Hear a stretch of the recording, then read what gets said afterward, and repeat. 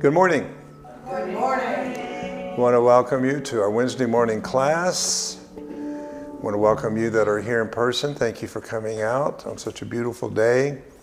And for you that are joining us online, wherever you are, we want to welcome you to the class also.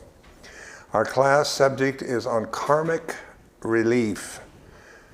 And again, I try to make sure your brain doesn't hear comic relief, because that's mostly what we all know. Several years ago was the comic relief. But this is karmic relief. So, of course, when we hear the word karma, we think about past issues in our soul story that are not completely in resonance with the divine nature. And that's the thing about humanity that has been interesting, is even though we evolved beyond most animals to develop what's called the frontal cortex, that has given us the ability of really spiritual things like imagination and that type of thing. But at the same time, it's also given us ability to look at situations and recreate them. And sometimes we have created, or I should say miscreated, issues in our life that is not in alignment with our highest and best good. It is those things in which we address in this class today. The things that you think you have gotten rid of because you don't remember them any longer. And just because you don't remember something doesn't mean it doesn't happen. I don't remember every minute of my life. I don't remember everything that happened to me at 5 years old, 6 years old. I remember some things, but I don't remember everything. But it doesn't mean they didn't happen because I don't remember them. That's right. So we are a walking story, our story. Now there's 3 levels to that story I want to just briefly touch on. And one of the parts of our story is our ancestral DNA genetic story that you inherited when you incarnated into identify with a certain gender, race, culture, so on and so forth. And therefore you inherited not just your story, but their story. Are you following me? So therefore you are a part of a field of information that has been shared by people due to culture, society, and so on and so forth. The second part of our story is our karma, and that is the issues in life that we have not been aligned to as to the purpose to why we incarnated in the first place. So that means by using choice differently than making the choice to follow and stay in alignment, we have oftentimes made choices that took us into misalignment.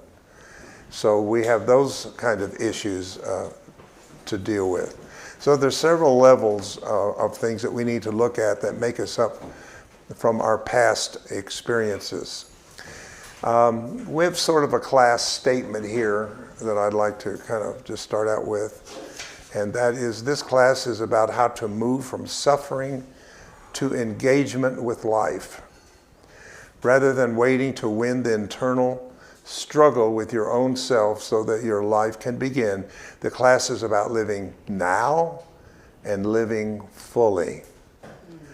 With, not in spite of, your past, with your memories, with your fears, and with your sadness. We do not endorse a lot of the way religion has taught us, many of us who've come from Christian fundamental religion, and that is the idea that somehow we need a savior, a hero to rescue us. That in the religion I was raised in, and I can't speak for all of your experiences with your religion experiences, but in my religion experience, the hope of the church was the rapture of the church. Rapture means an escapism, of going flying off the planet and being taken into heaven somewhere. So that was the hope. If you're New Age and you're kind of on the outer borders of that, your hope may be the mothership is coming to take you to another dimension or planet or something like that. So it seems to be innately in us somewhere that we need to be rescued because we have played the victim so long. And we have had that story given to us a lot from religion and other systems. So we're talking about when all of that is accumulated into a field, we call that the field of the pain body. So it is how we've taken these emotions and situations that have not been balanced and integrated into our energy body. We then begin to deal with these things as we suppress them. And of course, the ego mind wants to, it's the slogan of the ego mind is out of sight, out of mind. Yep. That's the slogan of the ego, out of sight, out of mind. If you don't think about it, if you don't bring it into your consciousness, then it does not exist.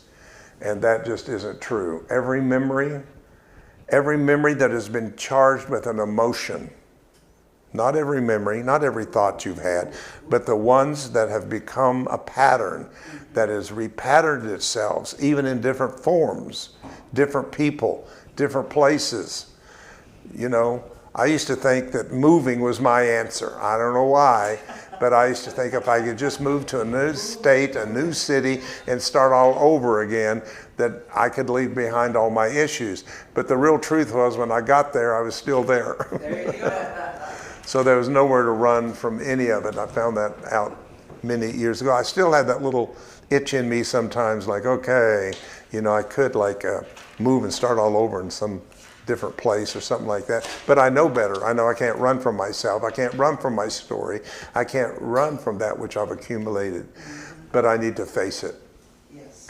Hence, that's what spirituality has prepared us for. All these workshops you've done, all these classes you've done, all this studying and research that you've done is not your destination, but it was a preparation for this time to be able to rise and face these things from a Christ consciousness, to see it through the eyes of spirit, to see it through sacred eyes.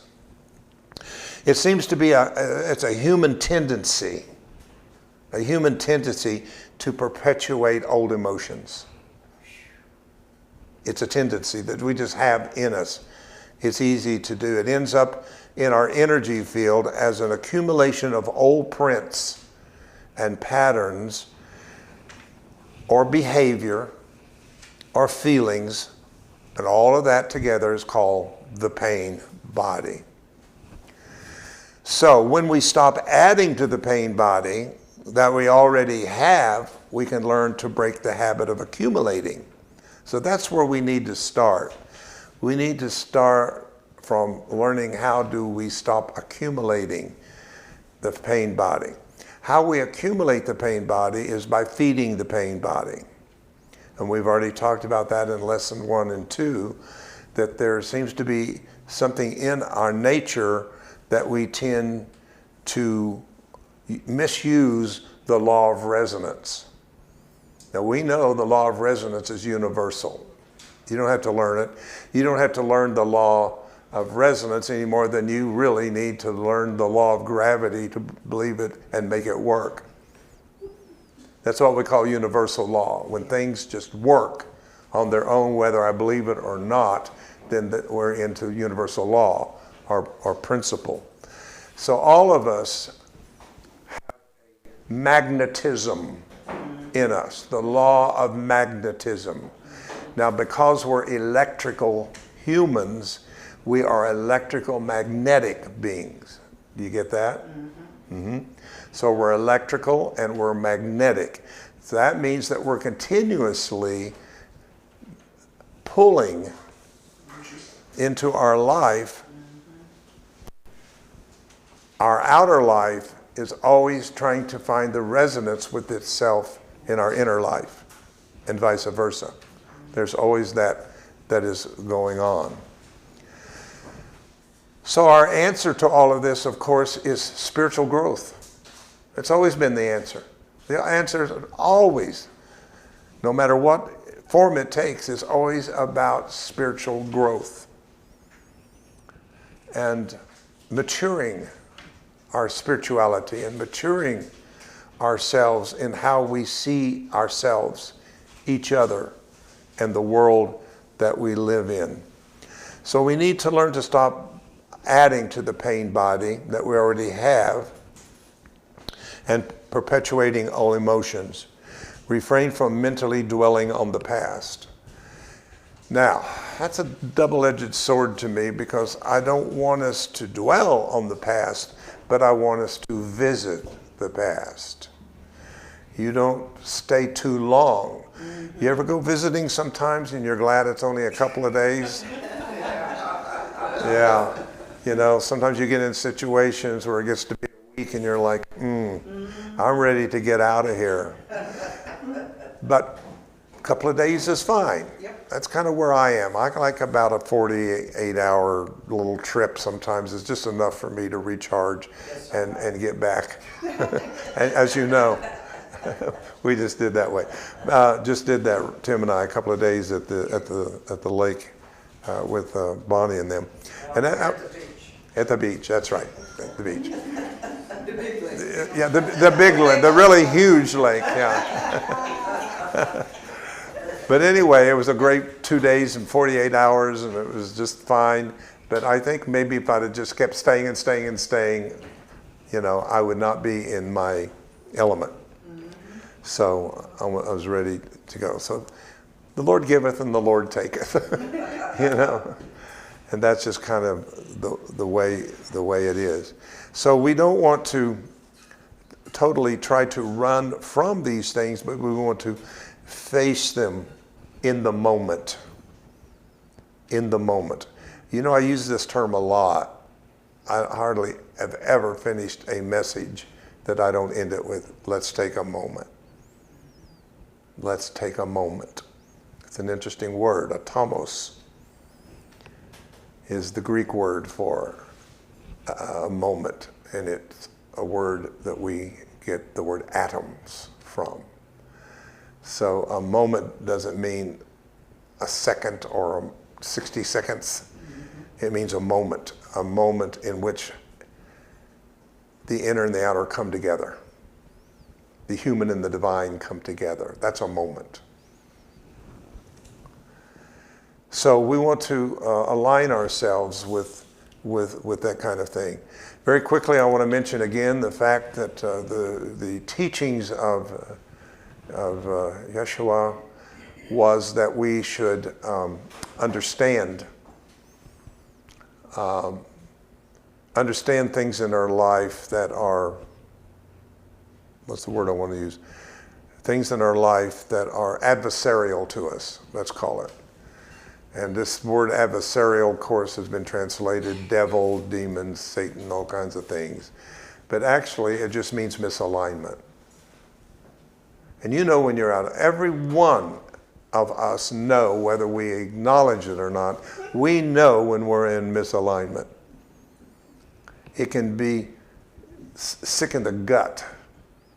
Sometimes that's what hits me. When something's not right, I feel it in the gut a lot. It can feel off, balance can feel off. But there's signs all the time telling us whether we're in tune or out of tune, whether we're in dissonance or we're not in dissonance. It's always there. We just need to be more aware of this energetic information that's going on around us at all times.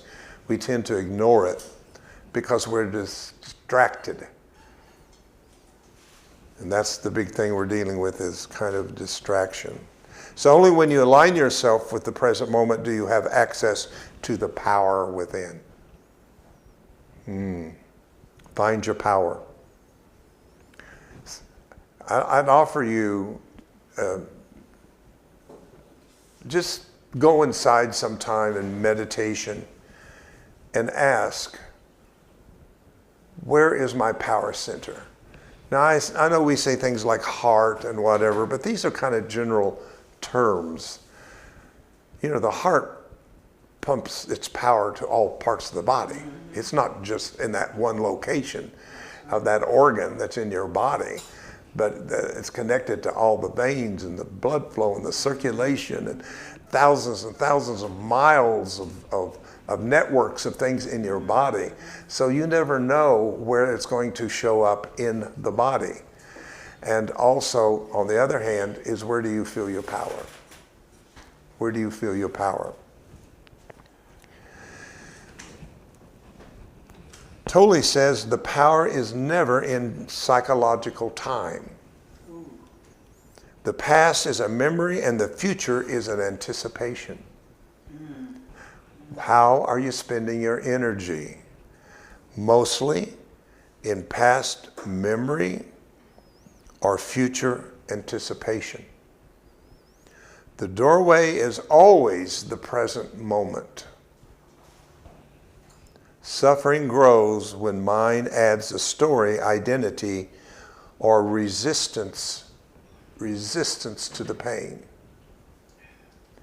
So rather seeing pain as what's wrong, let us see what is pain saying to me. That's a shift in perception.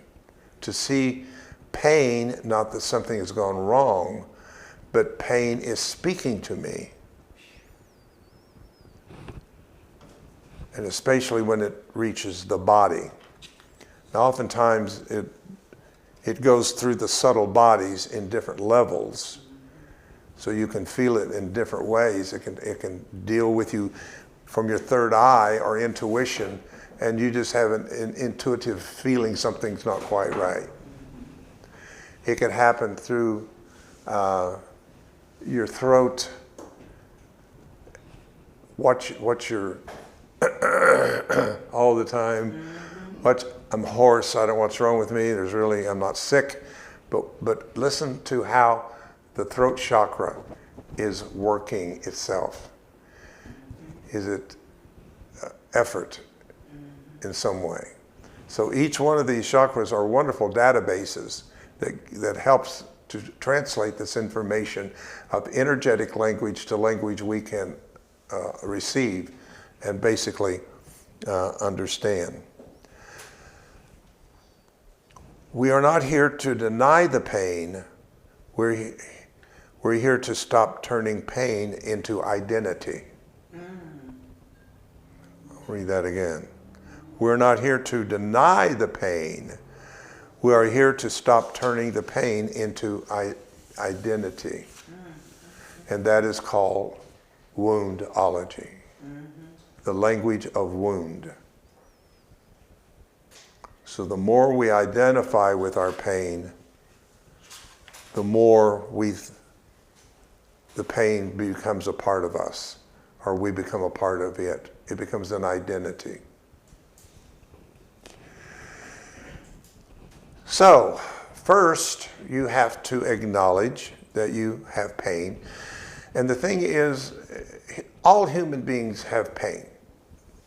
I'm sorry, there's not a human being, if they said they didn't have any emotional, mental, or physical pain, are not telling you the truth, because just being a part of this body story and being in this third dimension entails times of pain.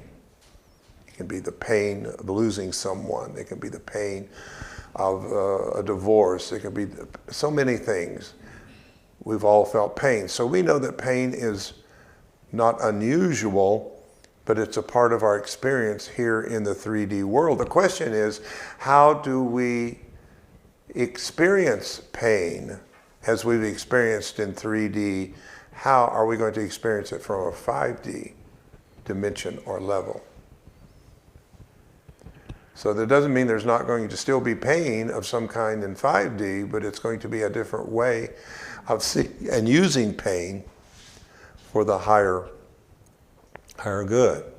Buddha tells us that we can have pain and probably not change the fact of having pain of some kind, but we can change suffering. That's the Buddha teaching. You change that pain is not suffering. Pain is speaking to me. And we'll be talking about that later in some of the classes as to why pain shows up where it does in your body. Okay? So again, spirituality does not mean denial. It is not a place to hide or stick our head in spiritual sand. It brings us more fully into the human experience. That's what you came here for. That's what we all came here and said, I'll go. I know you think, oh gosh, why did I raise my hand? You know?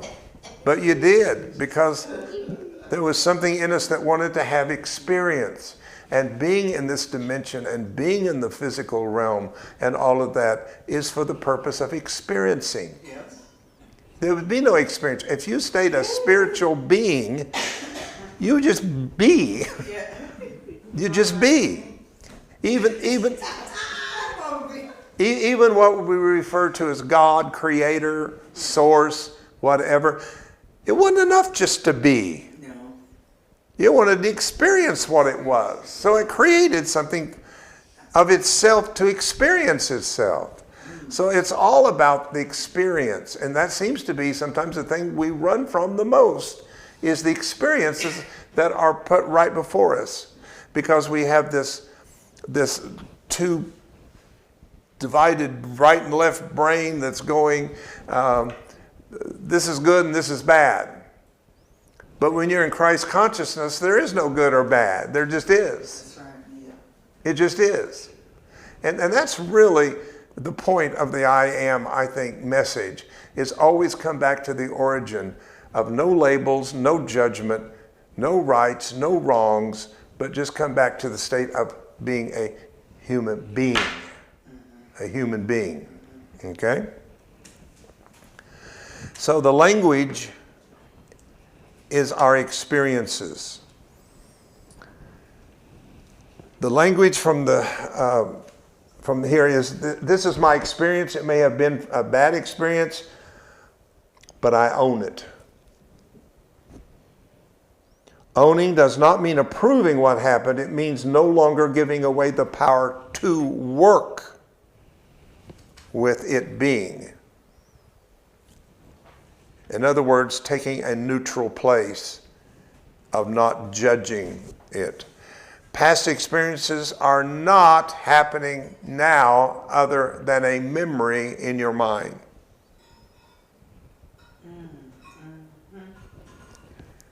This is one of the reasons I don't claim to understand AA, Alcoholics Anonymous. I know there's some really good teachings there. I love their whatever, but I do not understand why they keep identifying 20 years later after they've not had a drink and start out, I am an alcoholic. Yeah. Just say I am. But they're feeding that old experience in them in that moment, and I just don't see that. So if somebody can make me understand that, I'm open to that. Well, I am an alcoholic. You said that? You are now? Yeah, Well, I don't know what you mean. exactly. Yeah. It's not meant for you. Well, anyway, I think it's just anything that we put the I am to. That means we are. Yeah, put the I am with what you are now, not what you was. All right, if something is happening to you, take appropriate action. Appropriate action, come to a class on the subject.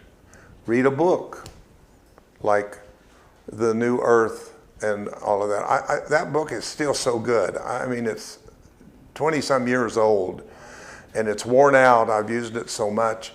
But it's just one of those things you pick up once in a while and you go, wow, to every sentence that is in that book was so timely and so for the time that it was showed up for all of us. So if something's happening now, take appropriate action, and most of the action that I would start with is observation. Become the observer. The more you can step out of the feeling and the emotion of the pain, past or present, the more that you can disassociate and be in the pain but not of the pain. That's still a powerful saying. You can be in the pain but not of the pain. Now, a lot of things that's happened in the past to us that were very traumatized and painful incidents that's happened all the way back and remains a memory. And it only is a memory. I don't know how to experience what exactly happened to me. I won't go into my personal thing, but I had as a young child, had something happen in the form of molestation and whatever. That must have been very dramatic. I can't feel that, but I can remember it. Are you with me? I don't know what it felt like at the time exactly, but I know and remember it was very difficult and confusing at that age to understand what was taking place for me at that time. And I have visited that once in a while, but I've just visited that as an observer, not as someone reliving. See? Not reliving the pain, not reliving the experience, but observing the pain from where I am now. So where much is given, much is required. There's a different requirement to we who have entered this level of consciousness. We are here to experience that shift of things don't happen to me, things happen for me. That's a shift. Yeah. That's a big one. Things don't happen to me, they happen for me. Now you may be saying, you just don't have any idea what happened to me and how horrible it was. I was in a terrible, abusive, horrible situation. You don't even know what you're talking about because you didn't experience what I experienced. Well, and you didn't experience what I experienced maybe. But we all experienced what it is to be violated, to be what appeared to be victimized and all of that. And we were seeing ourselves as the victim. But now with today's teachings and where we are, we have an opportunity to shift from how we have seen our story to how we can see it from a spiritual, or what I call through sacred eyes. Rather than judgmental eyes, but through sacred eyes, I can see things differently. And also, it's a wonderful way to find out where you are on the scale of conscious evolution. What I mean is, can I see and believe that I have said all things work together for my good?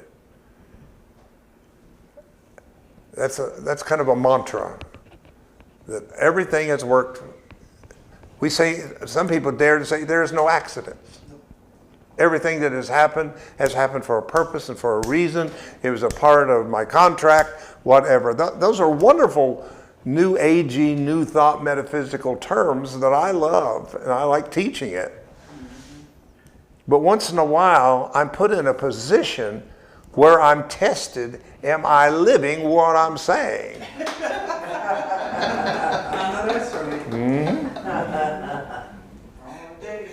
I would love to just share this very quickly. Michelle and I were leaving on the last day of our Vipassana training, which is basically what we're talking about now. And as we were walking along, there was a guy on one of those riding mowers, kicking up dust, pebbles, bigger rocks, and they were hitting us. And they were and I was kind of in shock. I was like, I thought that he would stop when he saw us walking across it. But he didn't. He just turned around and kept his mowing thing going, right? And I just started breathing. And as soon as we reached the line where we had passed him, I looked at Michelle and I said, testing, testing. Because it wasn't my first thought. No, I'm sure. But it was immediate that like, oh wow, okay, this is happening. And showing us something seconds as we are finishing this. There you go. And that's why the Course in Miracles calls and defines a miracle a shift in perception. You know, that sounds simple. It sounds very simple, but I'm telling you, that's it. The ability. It's blindly, not blindly, but rudely, crudely interpreted in the body as turn the other cheek. You always wonder about that when you turn the other cheek. It means think again. So all these things are kind of hidden throughout all these different teachings and texts. That's the same thing, is that you have a frontal cortex, you're a spiritual being having a human experience, and you are, when you find the center of your power, you can shift yourself from a human point of view to a divine point of view. And the truth of that will make you free from the memory and the illusion that you hold on to, that you've built your pain body out of. And that's when you start taking away from the pain body, and the pain body begins its being diminished in some way because we're not feeding it any longer.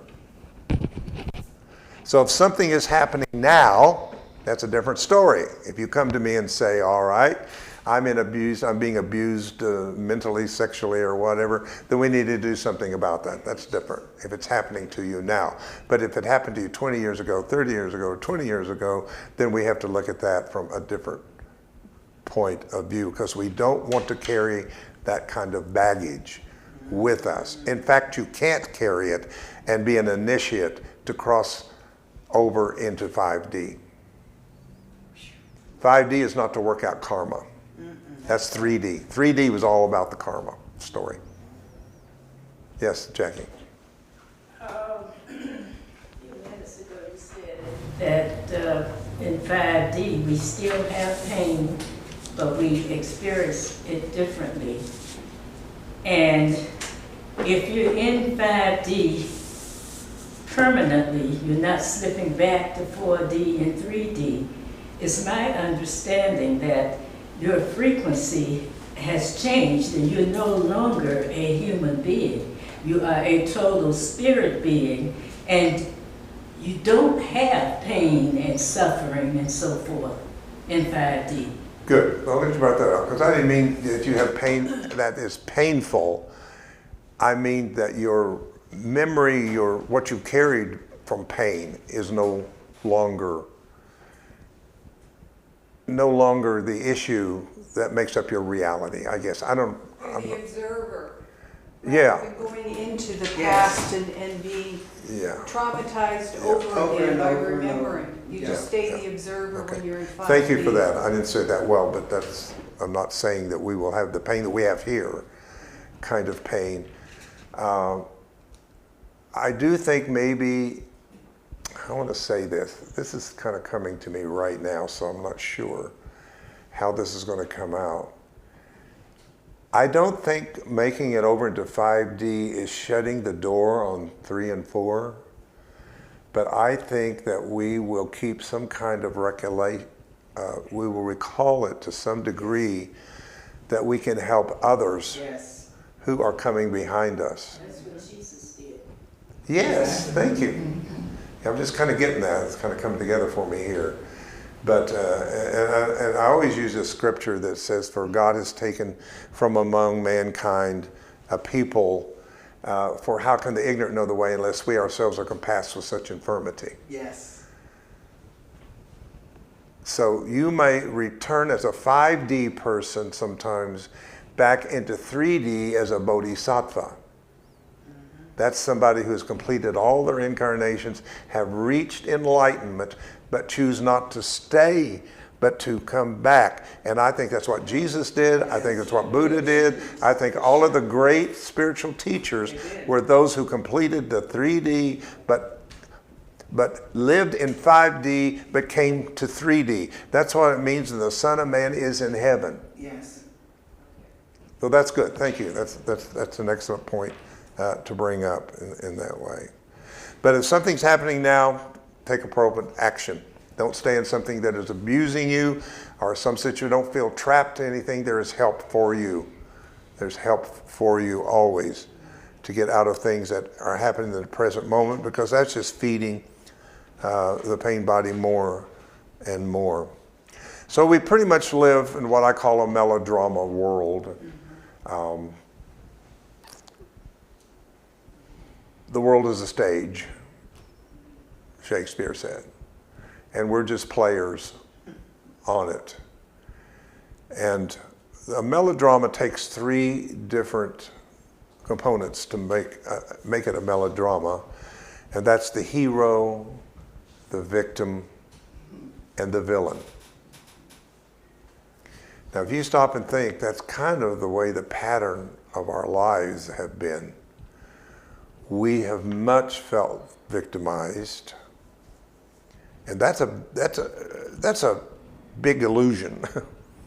It's hard to shake, and it's a question I'm not sure I have totally am 100% clear about. I'm still dealing with the fact, if we have free will, can we still be victim to things that we did not ask for, that's not in our contract? I don't know that. I have no answer for that. But it seems like what we are attracting is because we have bought into this victimization, and we want to blame the victimization, so we create a villain that caused the victimization situation. So it's the blame game, what it is. Yes, Terry. That's what I like about you. Because you teach us that it's the experience. I need to experience being a victim, Yes. but not be that whole part of that victim. Right. Just Good. taking the experience. Thank And you. from that, I learned that when I encounter it again, it is no longer a victim, but it's been an experience that I can work through. That's a great shift in perception, isn't it? So we blame the villains in our life, so we attract them in. But our hope is in the hero. That's why we love Superman shows and all those kind of shows where things swoop down. And even Tarzan, kind of old movies when I was a kid. I love Tarzan swinging down and picking her up and taking her away like that. It just felt so good and so hopeful that somebody may come and rescue me. Because as a young man, I was going through a lot of different feelings and things like that, and I felt I needed rescuing. Of course, who showed up for me in my religion was Jesus was going to rescue me. But you know what? It didn't happen that way. And I had to make a choice. Either I'm going to dump Jesus because they're not what he says he is and he can't do what he says he's doing, or either I'm going to stay and I'm going to figure this thing out.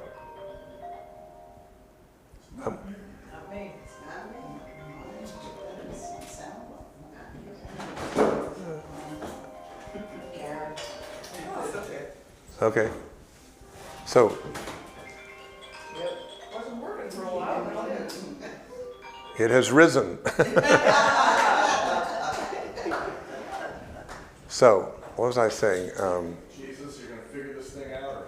Yeah, so I thought, okay, this all failed me because, I was talking, all I had to do is pray in Jesus' name, it'd be done. And that's what the Bible says, just pray in my name and the Father shall do it.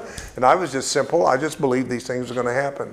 And then I was dealing with my orientation and all that, and that was supposed to be evil and bad. And I thought, okay, if I come to Jesus, I'm sure anything that is not good will be taken from me. None of that stuff happened. very early in life. So I had a decision to make. Now, I had friends that ran from it. I had gay friends and people who had come and got saved and filled with the Spirit in that same revival I did, that were so disillusioned and so hurt that they ended up leaving completely with bitterness. Some of them became alcoholics, some of them got on drugs, some of them did different things because it left a big hole. You follow me? A big hole in them. So they had to find it somewhere else. Right? For some reason, and the reason I believe is because of the contract I made to not run from it, but I made the contract to stay and figure it out and find out what is going on with this teaching of hero worship. And I stayed and dealt with that. So I had to find Jesus in a different way. I had to find who Jesus was and my relationship with Jesus and God and all that in a completely different way, which has served me well. But it was painful at the time. Yes. It was painful with my family. My dad was a very fundamental Christian Bible person, and I wanted his validation, but I couldn't get it because I was off into some false thing here. So I had to go through it with the family. Society didn't want me either at that time, so there was nothing there but just me. And it's probably the best thing that ever happened to me. It was just me, and I thought, I'm going to do this on my own. I'm going to research. I'm going to find out. I'm going to dig. I'm going to do what I have to do to find out. And I started talking about it out loud, and people started listening, and that was 64 years ago. And thank God, a few people still listening. Yes. But I'm just working this out as I go.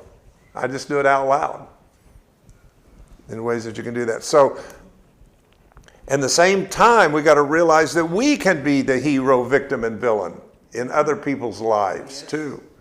So there's nothing out there that's going on that is not a reflection of what is going on with ourselves. The pain body keeps the melodrama alive because the roles feed the story. Awakening begins when we step off the stage and become the awareness watching the play. Your inner purpose on a spiritual level is to awaken.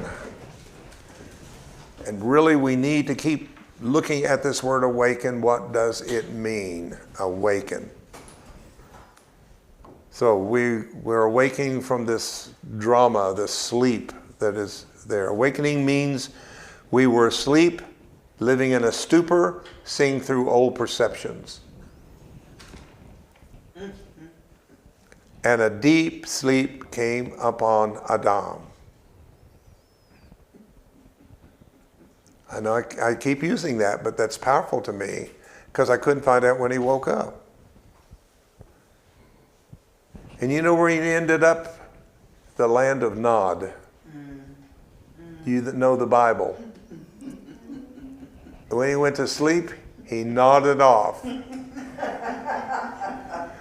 and went into the state of illusion, or a stupor is the word. Stupor is a place in which things are not clearly seen. The lines are blurred between everything. So in his dream, what's the first thing that happened? God gets mad. First thing is an angry God in the dream. Didn't really happen. Happened in the dream. God got mad, kicked him out of the garden, put a curse on her because she gave the apple to him, and women really got a bad deal in that situation. She's going to bear children in pain, and she's going to do this, that, and another. You know that whole garden story. But it was in the dream that it happened. So Adam was the whole human race. It wasn't one man. It was it was a bloodline of humanity. It was the beginning of 3D human story. That's where 3D started, was in the garden. In the garden. And therefore,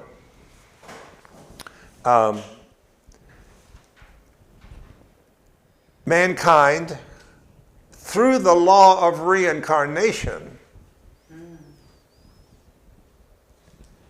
begin to come back enough with opportunities to further come out of the dream. So each incarnation produced some people who stepped further out of the dream and became a little more awake, and a little more awake, and a little more awake, until we get to the last Adam, who is Yeshua to me, who is the awakened one.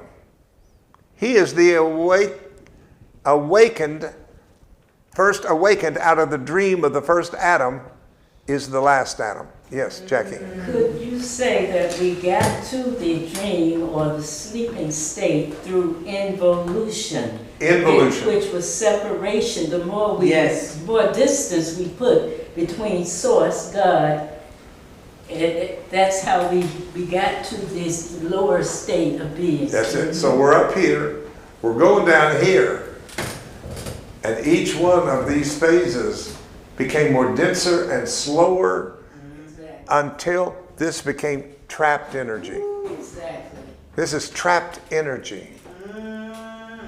Blood is trapped light. Yes. So of course we lost our true mind.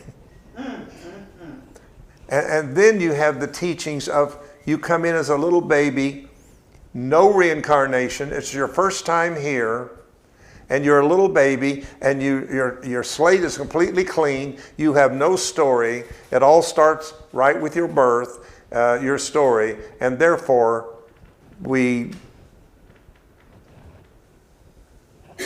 re-enter again to perpetuate the dream and the sleep that goes on. So, when Jesus said he had a way out of the world, what he said is, I have a way out of the dream. But first, you got to be in the dream, but not of it. That's where we are in 4D. We're trying to be in here because the world really needs you right now. It'd be good for you not really to slip totally over into 5D right now. I know you'd like to. I know your body would love to. Mine would. But really, I'm needed right here as a bridge.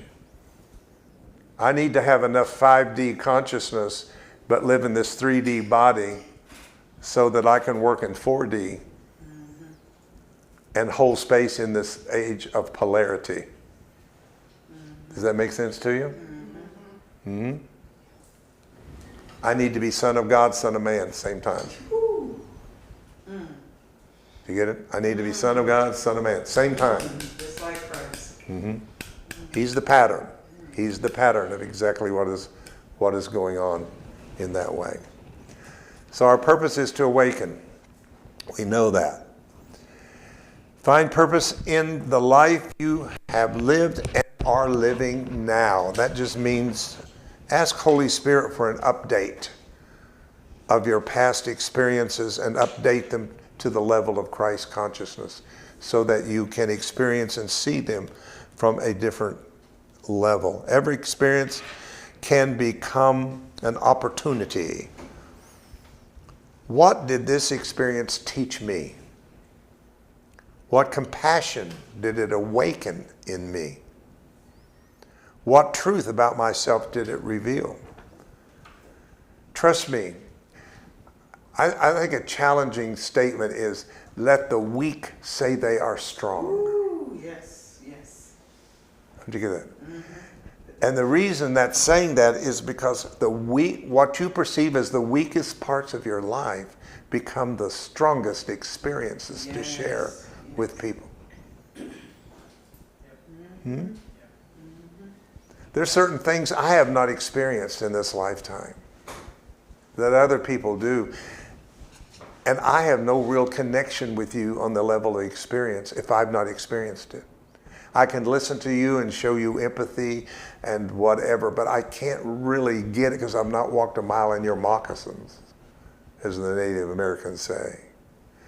But boy, when you get into my stuff, what I've been through, and you're going through it, I can connect with you on a frequency of compassion and understanding.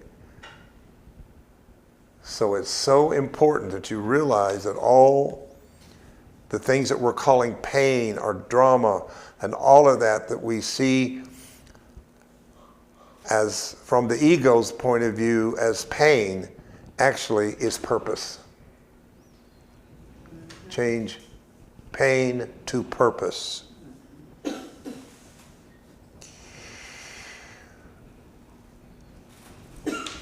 Just stop for a moment and let me see what you feel. What if your purpose is to be sitting in this chair, in this class, listening? What if your purpose right now is to be right here, sitting in that chair, listening to this class? And there is a purpose. There's a purpose because you're here with me. You're giving me the place to speak and the freedom to speak it, right? That's a purpose. You're here because we are recording this to be on the Academy and to reach people, maybe at some point all over the world. This will all be recorded and will be available for people because you were a part of being here. This is your purpose, to be here. So don't look at things like, oh, I need to go, or I need to do it, or, do it with purpose. I feel to go to this meeting, or I feel to go to this event because there's a purpose for me going. Not, oh, I gotta go. I guess I should do it. They've been really good to me, so I'll be good to them. That's not it. Do it with purpose begins with the next conscious step, not with a far-off life assignment.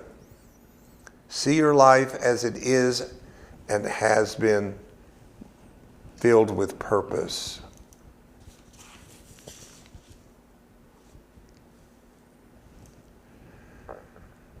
So let's just take a moment and take these ideas that we have offered you today, and let's take a pause before we move into the practice. You may close your eyes if you'd like. Shut out the outer world for a while. See behind your eyes. And what you will see is all possibility and potential. The still point is not escaping the human story. It is a place inside of us that we can hold the story without becoming the story. This is where the observer awakens.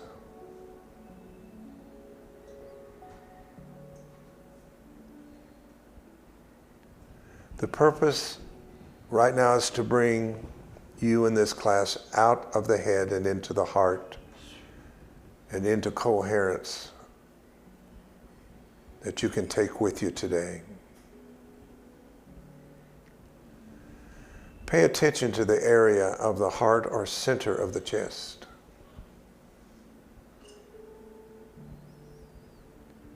Imagine the breath flowing in and out through the heart area.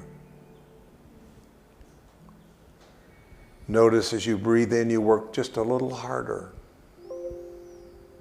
but the exhale is effortless.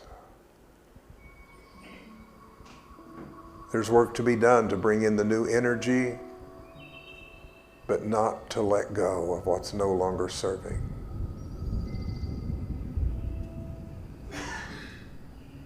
Breathe a little slower and deeper than usual. I suggest about 5 seconds in and 5 seconds out.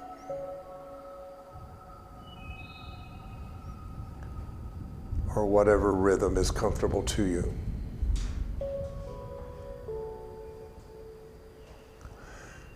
Let us invite the Holy Spirit to renew feelings of past events into feelings of appreciation.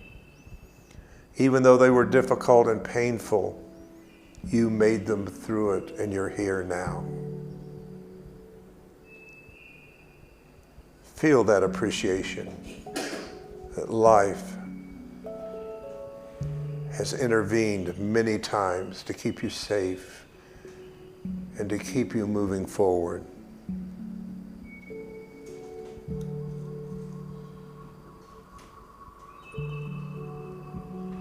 So as we close, bring to mind very gently one area of life where you have been carrying a story. Do not analyze it and do not try to fix it. Just breathe through the heart and say within yourself, this happened in my story, but it is not all of who I am.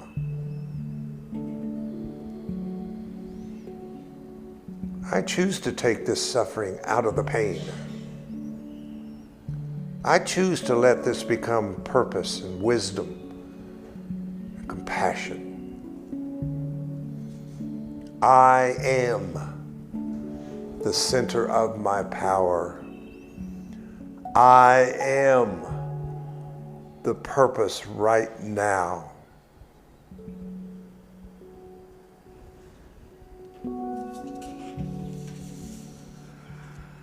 This is my moment. Holy Spirit, with great appreciation, we welcome you into our life and into our moment as we create the next part of our story, that it becomes and is alignment with our divine purpose. And so it is. We have just a few minutes left. If anybody has anything you'd like, yes, Annette. I wanted to share a personal story and journey about the victimhood. For many, many years, with friends that hurt me or partners that I felt wronged me, when I meet someone, I would pretty much, my life story would be the victim. So I would tell them, oh, you know, this is what Randy did to me, this is what Venus did to me. And then one day, years later, after I had passed through these relationships, I was in a new relationship, and it came to me, what was the common denominator in every one of those relationships?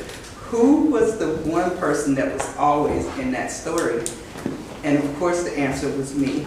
And then Spirit gave me an exercise, because Spirit reminded me that each one of those experiences with those individuals, there was something for me, or a purpose, as we were taught today, for them being in my life. No matter how much of a story I made it tragic and victim-like, they actually each taught me something. So what Divine Spirit told me to do is to face each one of these individuals in an exercise and ask them first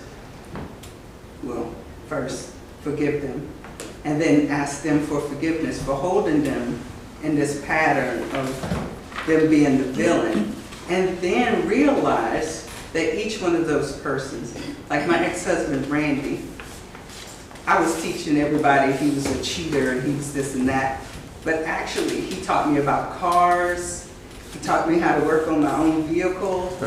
And so instead of that narrative being what I carried on, I realized he was there to teach me about cars. Then another partner of mine taught me about nutrition, having healthy proteins and vegetables with a meal. Instead of me saying, oh, they were a cheat or they left me, I was like, now I see. Wow. their purpose was to teach me something, not to victimize me. So. Yes. Thank you. And then I was able to welcome an angel. Thank you for that. Life. That's beautiful. That sums it up very, very beautifully today. Sandra. No, Sandra. No, Sandra. No, let's be Sandra. The melodrama. A lot of times for me, I'm just learning that looking at this illusion in itself, the political system, the medical systems, they're all like little melodramas that go on. And we've got like the hero, the victim, and the villain. Because right now, politically, a lot of people are looking at things, and we know who that villain in their mind would be. And we're the victims as the constituents. But we're waiting on that hero, the one that's gonna save us. Waiting on that hero that's gonna save us. By voting in who we think is the hero, I'm just starting to overlay that melodrama on not just my own experience, but life in general. Looking for that hero and making people and things the victim. Yeah. The villain. Because for me, for years, I had made food the villain. It was the villain that was making me fat, but that wasn't it. So it's just so many things, and today's lesson just kind of woke me up this morning to that. So thank you. Thank you. That's so true that we really are already starting to look for the next person to sweep down and rescue us. And we do this every about 4 years or so.